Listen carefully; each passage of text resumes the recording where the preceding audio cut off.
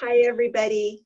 It's Tana from Bridge to Health, New Mexico and the Espanola Fitness Studio. Hope you all are having a great Saturday. Go ahead and join me live here on Zoom if you got a notice that the meeting has started. If you're watching this on YouTube, that's great, but these health education sessions would be really, really good with live interaction. So you can ask questions about the topic and I can help walk you through your personal issues, because health behavior change is very, very personal. And that's what we do. So we want to know what your personal issues are so we can help you through it. Today, we're going to continue the short discussion that we had a few weeks ago about hormones and your weight. This is a really interesting topic. It might be new to you. If it's not new to you and you have something to add, please add it in the comments. If you have questions, add it in the comments. All right, we're going to get started here. I'm going to share my screen, but I'm still here. So we'll come back to me after the screen share is done. So give me a moment. I'm going to share my screen so I can share some slides with you.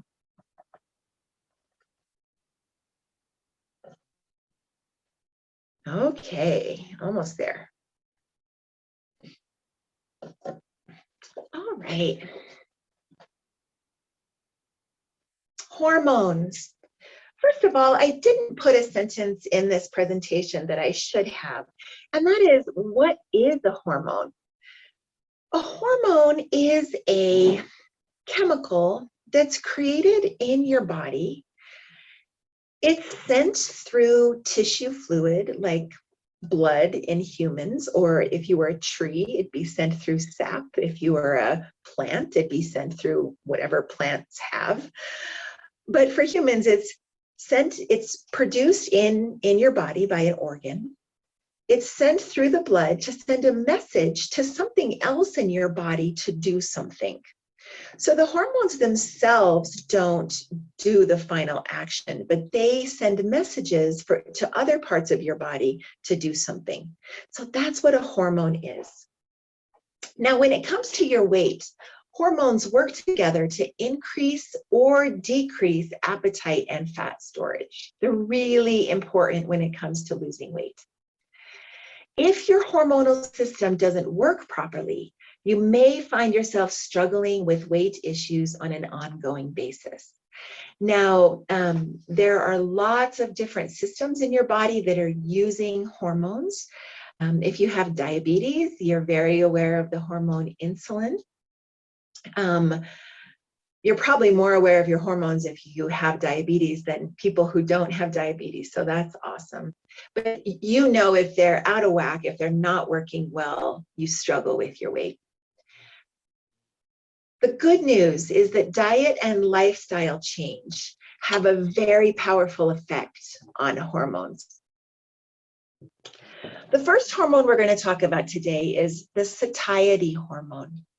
Satiety means feelings of satisfaction or fullness. That feeling that you get after a meal that you don't need to eat anymore is called satiety.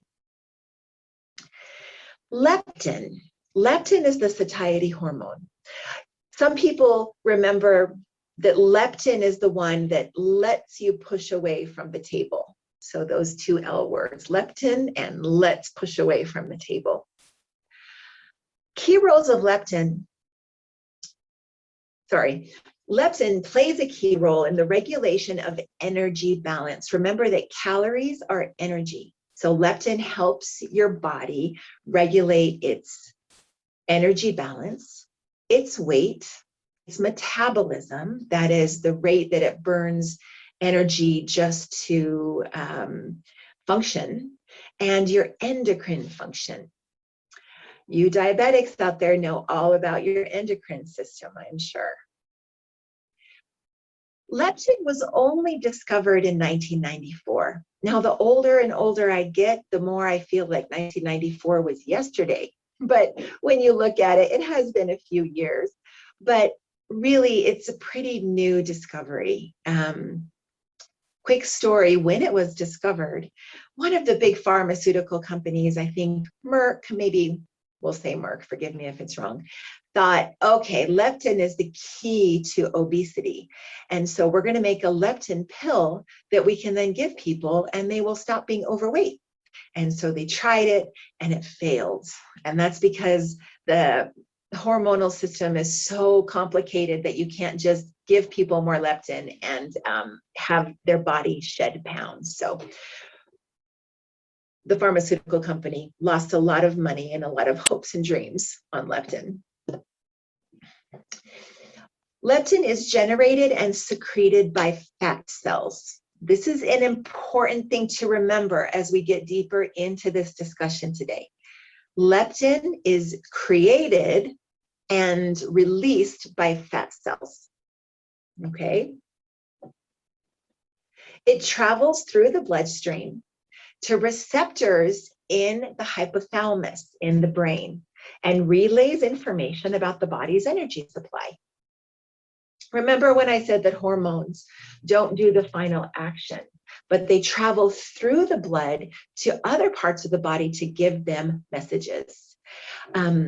You can think maybe of hormones as text messages, that the text message is not actually getting done what you need to get done, but it's sending a message to somebody else about what you need to get done, okay? Leptins are, hormones are the communicators. And leptin communicates with the brain about the energy supply in the body. Either we need more energy or we have enough energy. And again, what is energy? Calories. Calories are energy. When you have enough energy stored in the form of fat to support your basic physiological activity, that's your heart beating, your blood pumping, your taking a breath in, taking a breath out. Your brain takes a ton of energy every day to function. Those of you who have ever had head trauma know that in your recovery, you're exhausted, right? Because your brain is taking all the energy from your body to heal. So when you have enough energy to support your basic physiological activity, your exercise, and your more energy expensive processes like puberty and pregnancy. Those of you who have gone through puberty and or pregnancy know that you're fatigued a lot. And that's because the body is working so hard. It's using energy for a whole lot of changes. During those times, your leptin levels are elevated, okay? You have enough fat. You have enough energy to support what your body needs it for. On the flip side, when you are dieting, and by dieting, we define that as caloric restriction. So you're lowering your calories by a significant amount each day. Your leptin levels drop. Now remember, leptin sends a message to your brain about the energy stores in your body. So if your leptin stores drop, your brain says, I'm hungry, we must eat, which is why you get hungry when you're dieting through caloric restriction. Oops. That's okay, we'll do double there. Leptin pathways are complicated and not fully understood. That goes back to the pharmaceutical company that thought they could just give people a pill and solve the problem. Didn't work, it's very complicated. The hormone is believed to stimulate the vagus nerve that connects the brain and abdomen. I don't know if any of you saw the breathing activity that we did yesterday on this same channel. There's actually pranayama breathing techniques that stimulate the vagus nerve. So I didn't talk about that yesterday. I should have. I'll talk about it next time that I do an activity like that. But if you go to your doctor, your chiropractor, your alternative provider, there are activities you can do to stimulate the vagus nerve. It connects the brain to the abdomen, pretty important. Leptin plays a role in the brain's reward systems. This is very interesting. When your leptin levels are low, food tastes better. So you're likely to eat more and restore energy homeostasis. Homeostasis is equality, is balance. Nature loves balance. So our bodies, being the natural things they are, always try to get back to a state of balance. If our energy level is low, our brain says, I'm going to make food taste better. So they're more likely to eat more. It's part of survival. When your leptin hormone levels are high, your appetite goes lower, it's suppressed, and your metabolism kicks into gear. It starts to rev, to burn off that extra energy. So you might be thinking, if leptin is so great, why am I overweight? It seems like the hormone would keep you from getting overweight.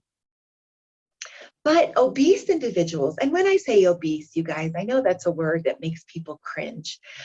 It's the word that's used in the medical community to denote a BMI over 30. So if you don't know what your BMI is, you can contact me. You can contact probably anybody in this group. You can actually search it online. That would be easier. Search for a BMI calculator. It stands for Body Mass Index. And you can type in your height and your weight, and it will give you BMI. If your BMI is over 30, it will define you as obese. I want to challenge you to not be offended by that word. It's just a word to define BMI over 30. People who are obese often have one of two leptin-related dysfunctions. Their leptin system is not working well. Either they have no leptin. This is very, very rare. Most of you who are watching this probably do have some leptin.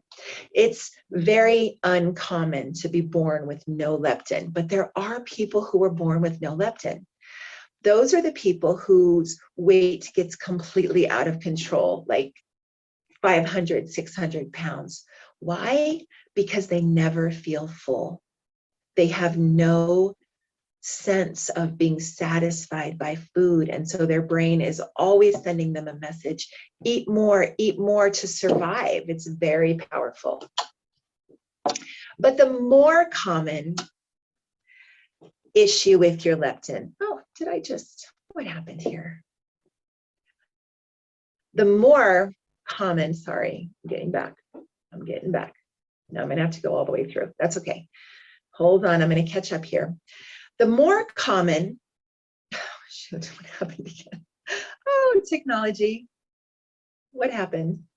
Hold on, guys. There I am.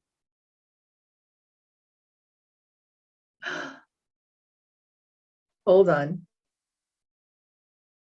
All right, I'm going to talk while I do this. The more common issue with leptin is leptin resistance. And that is where you're producing a normal amount of leptin, but your brain is not getting the message correctly. Most of us who are overweight or obese have leptin resistance. So, what is leptin resistance? Okay, people who are obese have a lot of body fat in their fat cells.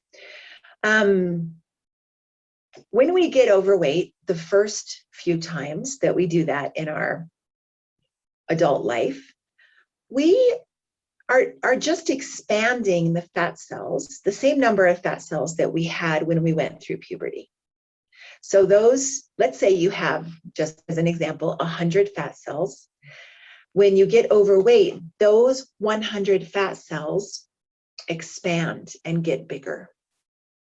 Okay? So when you're overweight, you have a lot of body fat in those cells. Because fat cells produce leptin, remember, we learned that leptin is produced and released by fat cells. So because fat cells produce leptin in proportion to their size, people who are obese also have very high levels of leptin. Now, think for a minute. If your leptin levels are high, you're supposed to not want to eat. Your brain is supposed to be getting the message, I'm not hungry, right? So when we're overweight, we should naturally limit our food intake. However, when we're leptin resistant, we don't. We continue to eat too much. And leptin resistance is believed to be one of the main biological contributors to obesity. Biological meaning inside your physical body. When your brain doesn't receive the leptin signal, it incorrectly thinks that your body is starving, even though your body has more than enough energy stored. So think about that. Your brain is getting a message that's wrong for your body. No wonder we're overweight. Your brain wants to eat more to regain body fat, but it doesn't know that you have plenty of body fat. Oh, geez, why does it keep doing that? There we go. Okay. Your brain thinks that you must eat in order to prevent starvation. It reduces energy expenditure. That means it slows down your metabolism to conserve energy because it thinks that's what you have to do to survive. If you have a lot of body fat, especially in your belly area, then you are almost certainly leptin resistant.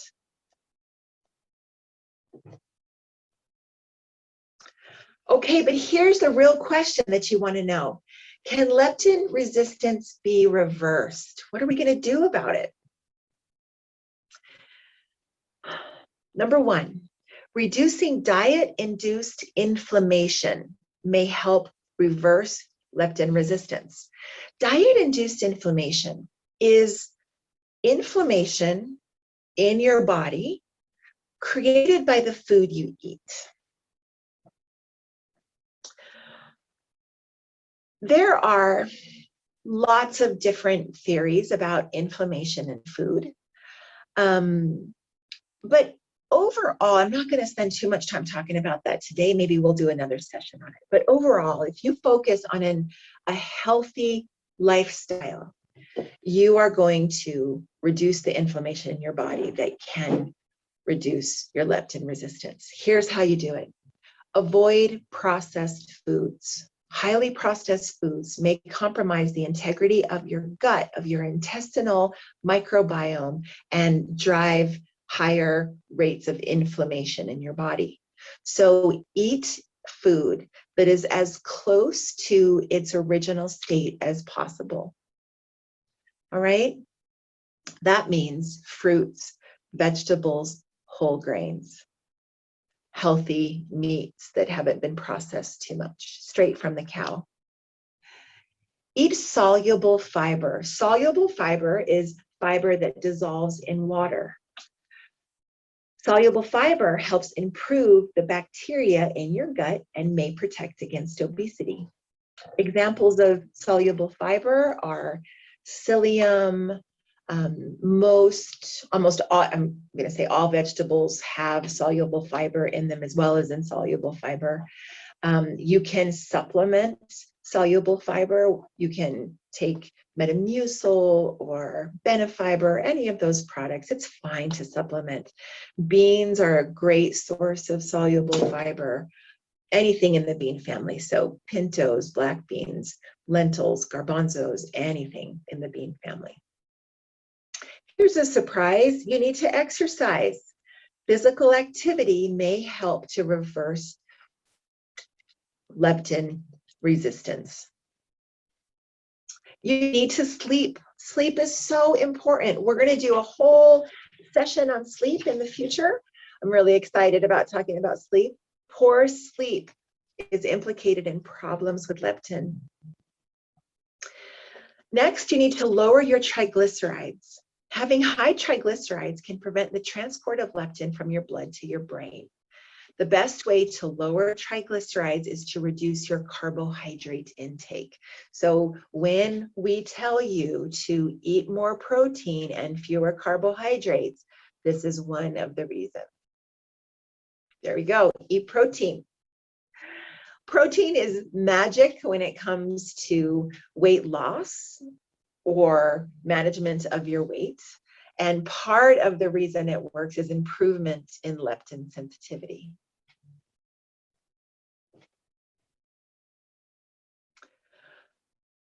The summary around leptin is that there's no simple way to eliminate its resistance, but you can make long-term lifestyle changes that may improve your quality of life.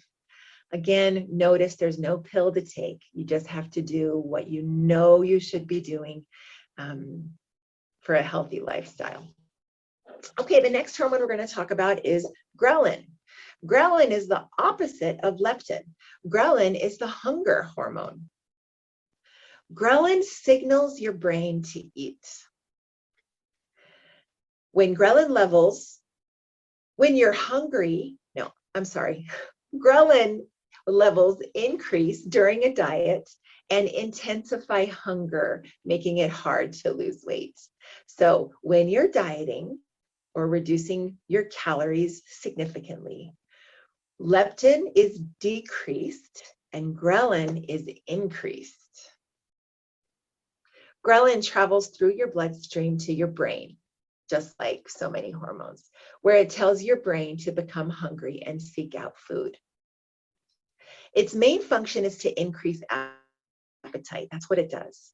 It makes you consume more food, take in more calories, and store those calories more as fat. Ghrelin affects your sleep and wake cycle, your reward-seeking behavior, your taste sensation, and your carbohydrate metabolism. When your ghrelin is increased, it's going to be harder for you to sleep. You're going to crave eating food that tastes good. And when you eat carbohydrates, your body is going to store them more likely as fat than to burn them as energy. Ghrelin is produced in your stomach. And it's secreted when your stomach is empty. That makes sense, right? When your stomach is empty, ghrelin is secreted by your stomach to make your brain want to eat. It enters the bloodstream and affects the hypothalamus, just like leptin did, which governs your hormones and appetite. The higher your levels of ghrelin, the hungrier you get. You can remember the name of ghrelin by thinking of it as a gremlin in your gut. Gremlins eat a lot. Remember that movie from the 80s, maybe the 90s? I don't remember, I think the 80s. The lower your levels of ghrelin, the more full you feel and the easier it is to eat fewer calories. Ghrelin played a huge role in our survival in the past because it helped us maintain a healthy level of body fat. If we were still hunters and gatherers, it would be a good thing to be highly motivated to go out and hunt and gather to find our food, and ghrelin helped us do that. All right, what causes ghrelin to rise? Again, if we're trying to lose weight, we want our ghrelin levels to not rise. We want them to stay down. So what makes them rise? Usually they rise before a meal when our stomach is empty. Then they decrease shortly after our stomach is full. This is very interesting. Obese people may be more sensitive to the effects of ghrelin, which means when they feel hungrier, they experience that as a more intense feeling than people who are not obese. But some research actually shows that their ghrelin levels are lower than they are in lean people. Okay, so think about that a minute. When you're obese, your ghrelin levels are low, but your brain is getting a stronger message to eat. Again, it's miscommunication. Other research suggests that obese people may have an overly active ghrelin receptor in the hypothalamus, in that part in the brain that's getting the message, which leads to increased calorie intake. The longer you diet and the more body fat and muscle mass that you lose, the higher your levels will rise. Guys, I want you to notice something here. Muscle mass. When you are trying to lose weight, you must be strengthening your muscles.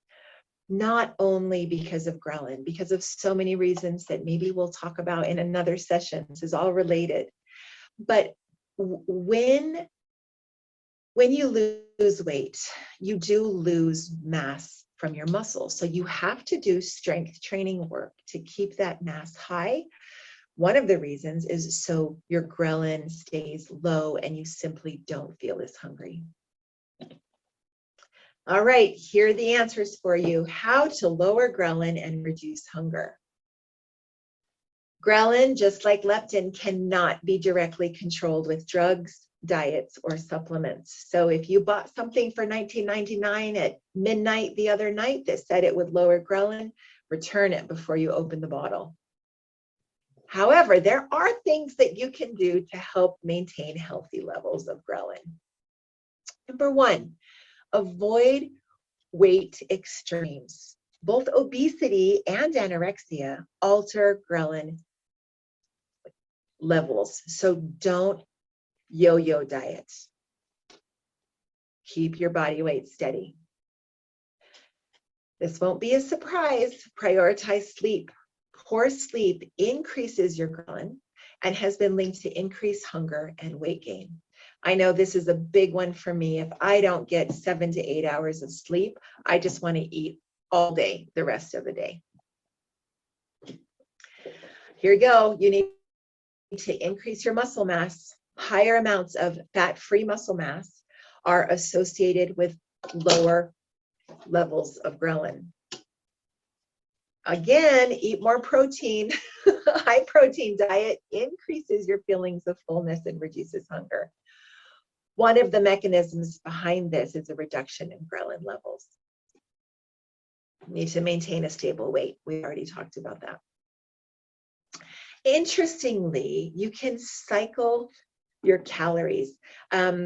Little caveat in everything I say here, if you have a condition or are on certain medications to manage a condition that make it necessary for you to keep your calories and your carbohydrate and your protein levels steady from day to day and throughout the day, don't cycle your calories without the guidance of a professional. If you don't have a condition or are taking medication that makes that matter, you can do periods of higher calorie intake and periods of lower calorie intake. That might be from one day to the next. It might be a few days in between. You can work with a professional around that if you want to try it. Okay. We're going to talk about set point theory because it has to do with hormones. Set point theory states that our bodies have a preset weight baseline that's hardwired into our DNA. It's in our DNA what our body is supposed to weigh. According to this theory, our weight and how much it changes from that set point might be limited. Some of us have higher weight set points than others, and our bodies fight to stay within these ranges. If there's anybody out there who struggles to gain weight, if you think you're too thin and you're trying to gain weight, this is part of the reason it can be so difficult to gain weight. Body weight is affected by inherited traits, your environment, and by hormonal, there you go, psychological and genetic elements. Weight also depends on energy burned compared to energy taken in. Now, what's interesting is that most people think it's only that last part. Most people think take in fewer calories than you spend during the day and you'll lose weight. Those of you who have experience trying to lose weight or gain weight know that often it's not that simple. It's because of your DNA, the environment, your hormones, and psychology. Set point theory relies on the concept of a genetic preset weight range that's controlled by biological signals. Some of those signals are leptin and ghrelin levels to keep you at a steady state. Back to your hypothalamus. It gets signals from fat cells, right? Hormones like leptin, remember, leptin is produced in fat cells. Leptin regulates hunger, and insulin, which we're going to talk about in a sec, are triggered at certain times. Your metabolism also constantly adjusts up or down based on a variety of signals. That's why, part of the reason why, if you are not getting enough calories every day, you're not going to be losing weight, because your body is going to slow that metabolism into survival mode and keep you from losing weight. Setpoint theory suggests that your weight may go up or down temporarily, but will ultimately return to its normal set range. The signaling system of hormones helps maintain your weight. All right, here we go. Can a set point weight change, right? You might feel depressed after that last slide. Like, what's the point? It's all set by destiny, right? But you can change it. Here's a good question. If your set point is set, why do you gain weight? And that's because of the leptin resistance that we just talked about, and also insulin resistance that we're going to talk about in a sec. The communication gets messed up. In most of us, in the food environment that we're currently living in, our communication between our hormones and our brain is not working properly, and we have to work to get it back. I just want to point out here that there's a second opposing theory to set point theory, and that is called settling point theory. And I love this. Basically, what this is saying is that you are settling into a comfort in your lifestyle, in your eating, in your age. And so the way that you navigate your food choices, combined with our biological traits and our energy balance, affects our weight shifts over time.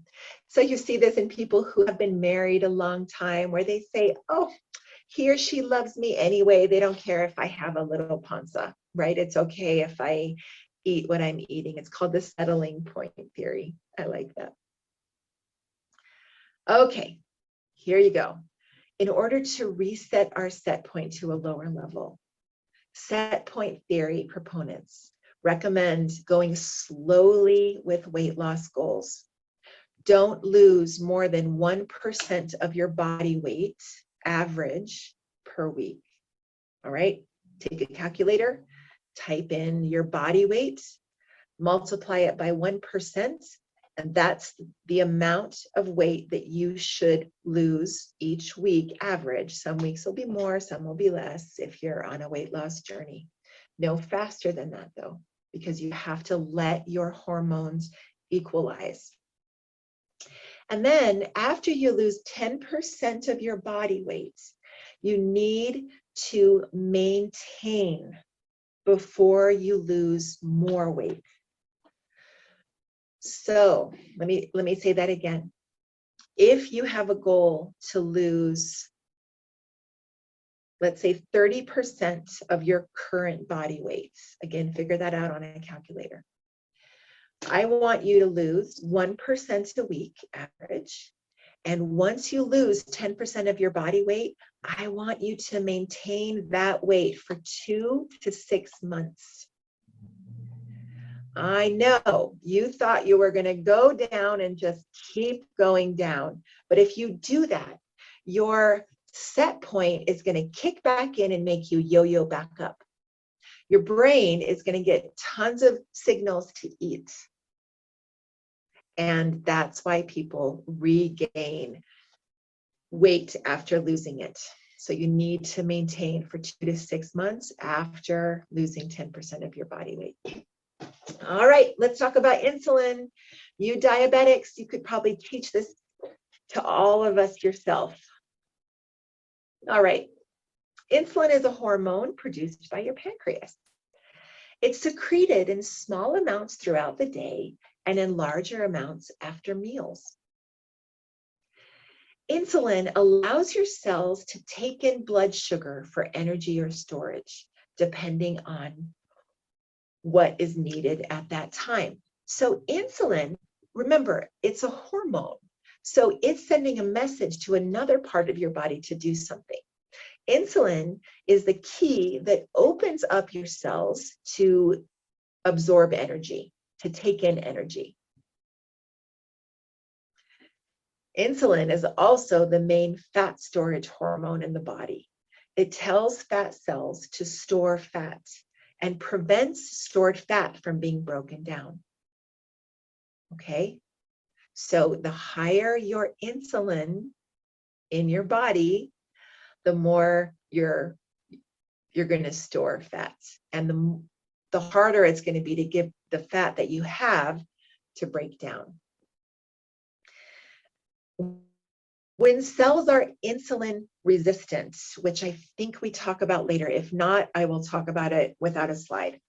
Insulin resistance is super common. Most of us probably are insulin resistant. Both blood sugar and insulin levels go up significantly.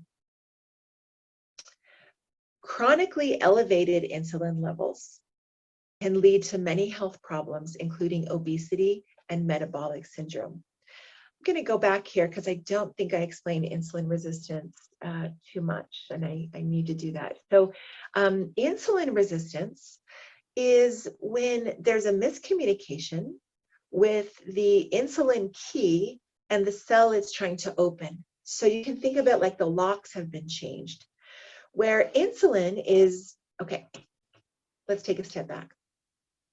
You ate something that had carbohydrates in it, that had sugar.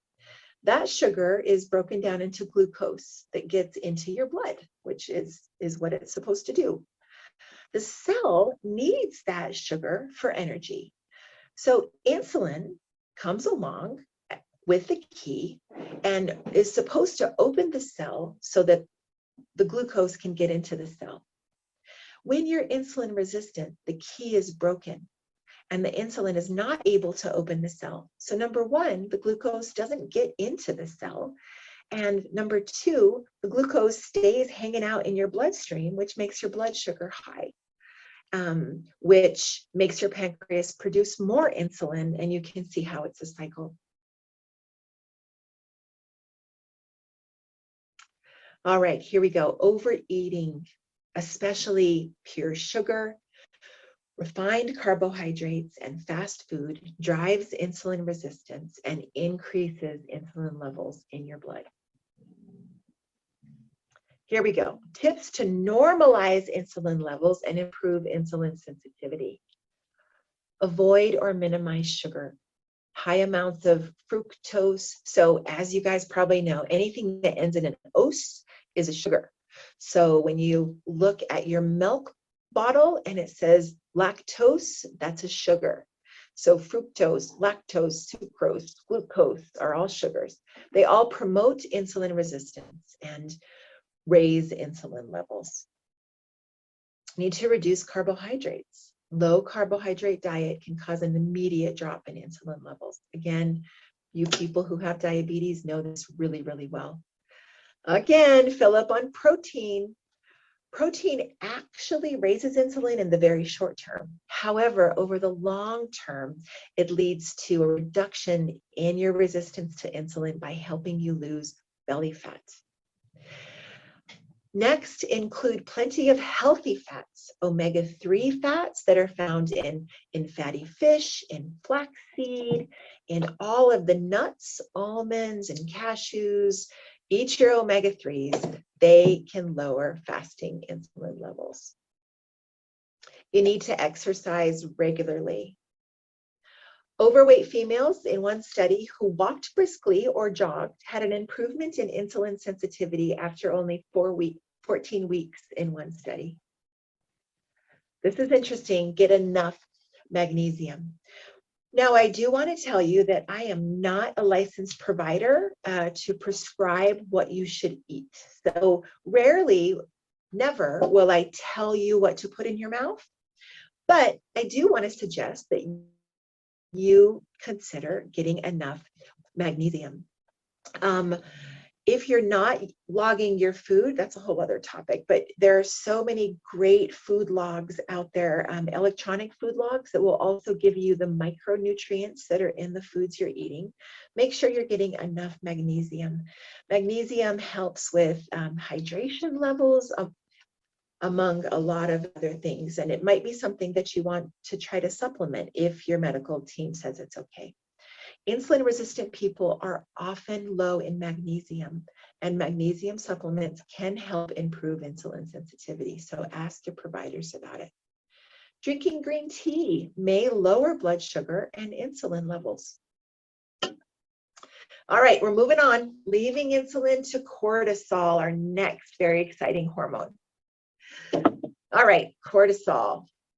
Cortisol is produced by the adrenal glands. It's known as a stress hormone because it's released when your body senses stress. Cortisol makes your body go into survival mode and induces the production of fat cells, which will cause a declining metabolism to store food for later use. Every time I give a presentation in a class about cortisol, I ask people to think about Viking TV shows. Now, if you don't happen to have teenage boys in the house like I do, you might not be familiar with Viking TV shows, but they are all about stress. It's war and dying and death and blood and chopping people's heads off with swords. And it's very, very stressful. So I want you to think, if you were a Viking, your levels of cortisol would be very high in those battles, because the last thing your body needs to be thinking of when it's in a Viking battle is food. It needs to be conserving energy, knowing that you're not going to be able to eat until after the battle is over and you have washed the blood off your hands. Cortisol is vital to our survival. If we didn't have cortisol, we would never feel stressed. We would never be motivated to survive. So I do want to put out there, you guys, that stress is healthy. You know, if we didn't have stress, we would lie in bed all day. It's just a matter of managing how much stress we have and how we manage the unhealthy stress along with the healthy stress.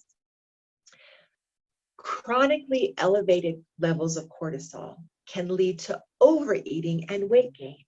If you were a Viking in a battle once a week, I mean, from the TV show, it seems like every day, but I would imagine probably once a week, your body would have more cortisol only during that time, and the rest of the time it would relax. In our current environment, we are having elevated levels of cortisol almost all the time for most of us. Driving raises cortisol. Watching screens often raises cortisol. Even exercising raises cortisol. We're going to talk about that in a little. So I'm not telling you not to exercise, but you need to exercise in the right way to lower your cortisol levels, or else you're going to overeat and gain weight. Females who carry more weight around the belly, around the middle, respond to stress with a greater increase in cortisol. So you can see how that is a cycle, a nasty cycle to get into. When you have more belly fat, you respond to stress with more cortisol. Cortisol is the hormone most responsible for weight gain in men. All right, men, Vikings, warriors, you guys, cortisol is what makes you gain weight. Females, we're going to talk about you in a sec. A strict diet and hard exercise can also raise cortisol, so we don't recommend it. Now, I don't know if there's a specific slide. I don't think there is, so I'm going to talk about cortisol and exercise now. That last sentence, hard exercise can raise cortisol. Yes, it does. Cortisol spikes during hard exercise. But the beautiful thing is that after your hard workout, if you go back into a low stress environment, if you go back into a nice home with enough food and enough money and nice people around, your cortisol levels after hard exercise will then drop. So there's a recovery from the spike. They will drop and it's super healthy. The problem is when you do hard exercise and you return to a stressful environment, guess what happens? Your cortisol never recovers from the spike that it experienced during the hard exercise. So your cortisol continues to stay high. And as you know from what you just learned, that is not a good thing. Okay? So exercise hard only if you're going back into a non-stressful environment. Also, I really encourage you to embed in your exercise routine exercise that lowers cortisol, the breathing and relaxation techniques that we did yesterday, a yoga practice, a Tai Chi practice, a stretching and flexibility practice, a walk by the river. Those all are exercise that lower cortisol. So put those activities on the days in between your cortisol raising exercise. It's all good. Okay, how to reduce your cortisol levels. Eat a balanced diet. All this stuff gets so boring, you guys. It all comes back to the same things. Eat a real food diet. Michael Pollan, the author of In Defense of Food, highly recommend his books. His advice for eating to live a long time is eat food, real food. Eat food, not too much, mostly vegetables. All right, so eat a real food-based diet. Don't eat stuff that's been processed so much that it's not even food.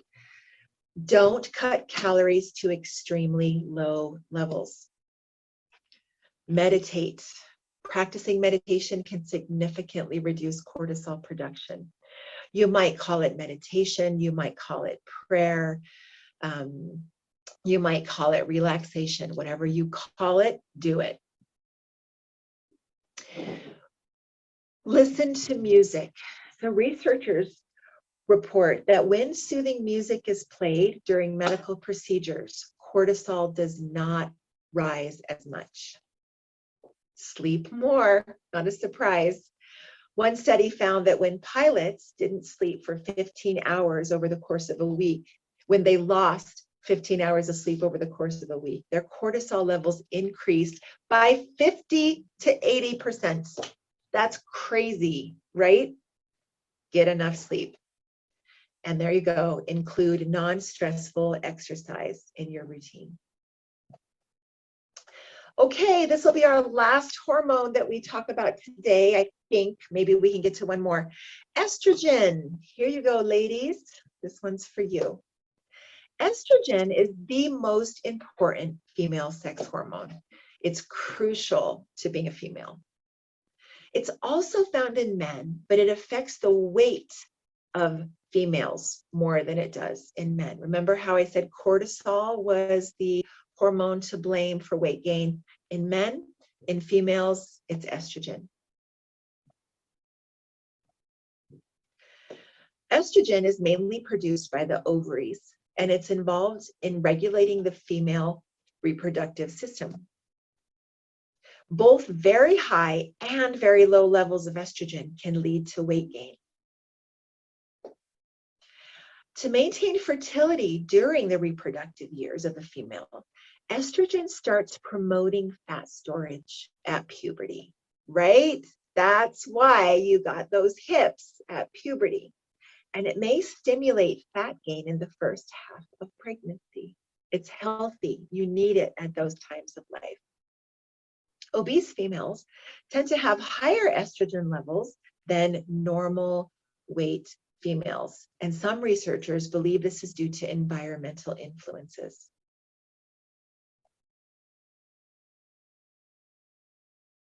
During menopause, when estrogen drops, because less is produced in the ovaries, the site for fat storage shifts from the hips and thighs to fat around the abdomen. So that's why before menopause, females are more likely to store their fat around their hips and thighs because that's good for childbirth.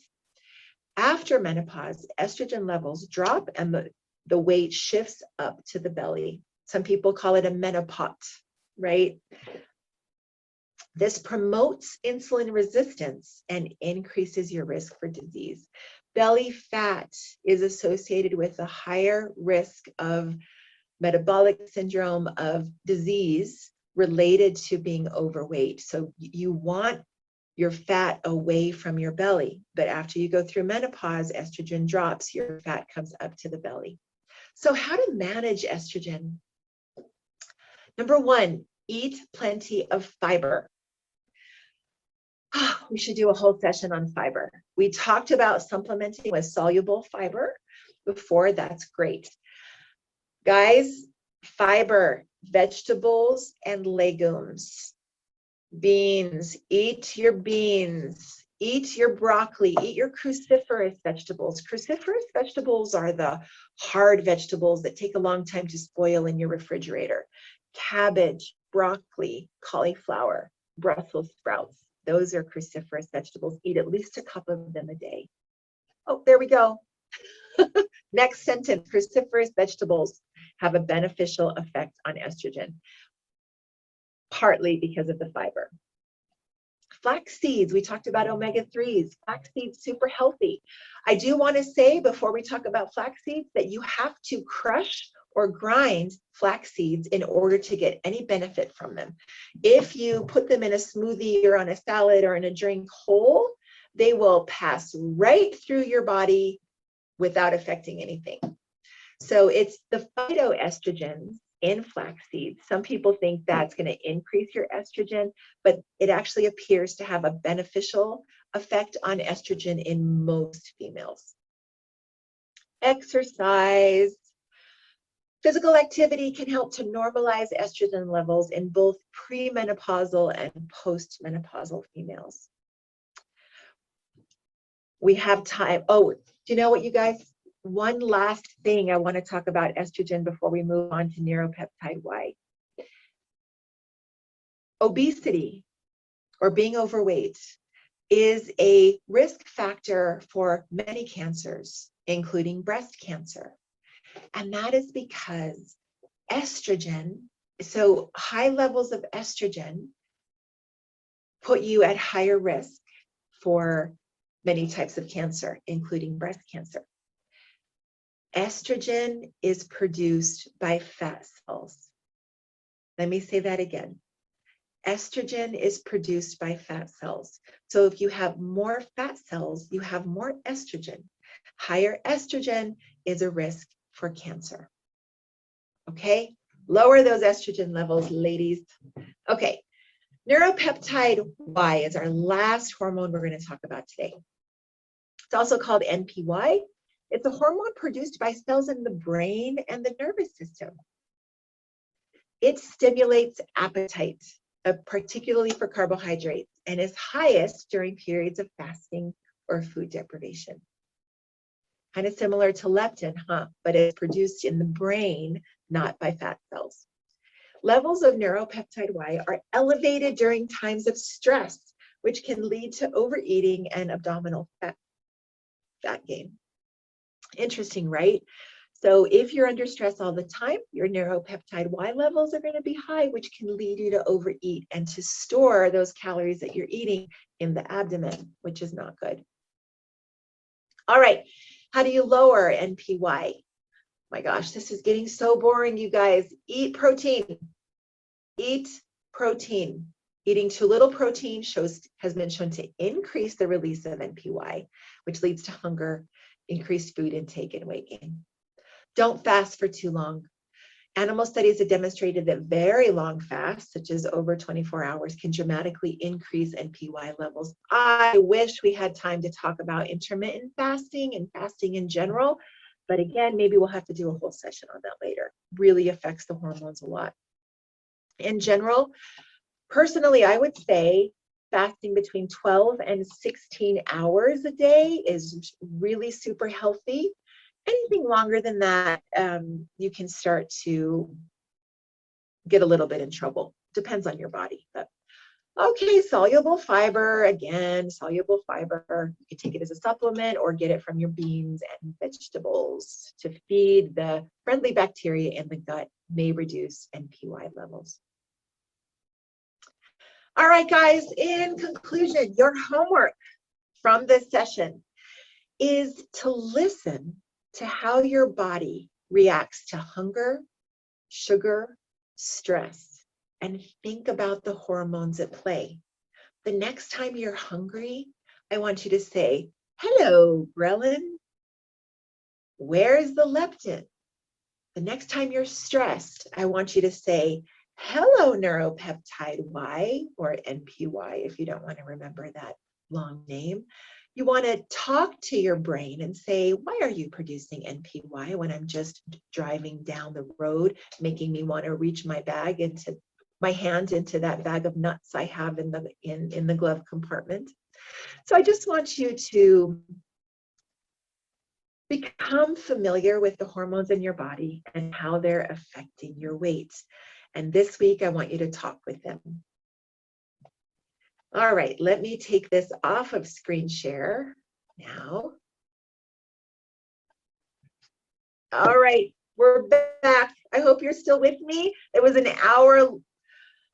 hour-long presentation on hormones. I find it very interesting and exciting, but I'm kind of a nerd like that. I hope you guys found it interesting and exciting. Have a great day. Comment with your questions, and I will see you next week. Bye.